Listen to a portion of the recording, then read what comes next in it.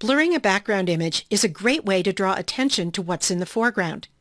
In this video, we'll apply a quick blur to a background, and as a bonus, you'll learn how to apply any filter in a non-permanent, editable way as a smart filter. Give it a try with this image from the practice files for this tutorial. First, let's bring in a foreground image. Go up to the File menu, choose Place Embedded, and navigate to this image in the practice files, and click Place.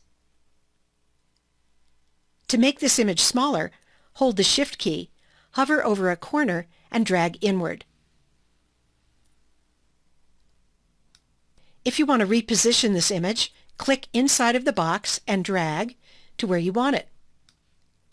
And you can rotate it too by moving your cursor outside of one of the corners, and when the cursor becomes a double-pointed curved arrow, dragging the image to rotate it a little bit.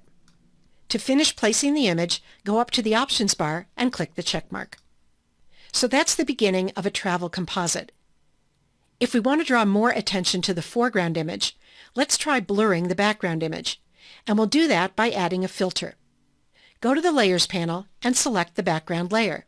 Then go up to the Filter menu, and before you choose a filter, choose Convert for Smart Filters, and click OK. That changes the background layer into a special layer that will support an editable or smart filter. So let's go ahead and apply a blur filter as a smart filter. Go back up to the Filter menu and go to Blur and choose the Gaussian Blur filter. In the Gaussian Blur dialog box that opens, just drag the radius slider to the right to increase the blur, or to the left to decrease blur. With the preview box checked, you'll see a preview of the blur in the image. If I uncheck that, you can see how the image looks without the blur, and if I check that, here's how it looks with that blur. When you're satisfied, click OK. Take a look at the Layers panel, and you'll see that the background layer has a sub-layer underneath it, and that's the smart filter, the Gaussian Blur Smart Filter. You can apply any filter the same way. The beauty of using smart filters is that they remain editable. So even if I were to save this file and close it, and then reopen it again, the Gaussian Blur filter would be here waiting for me to re-edit it if I wanted to.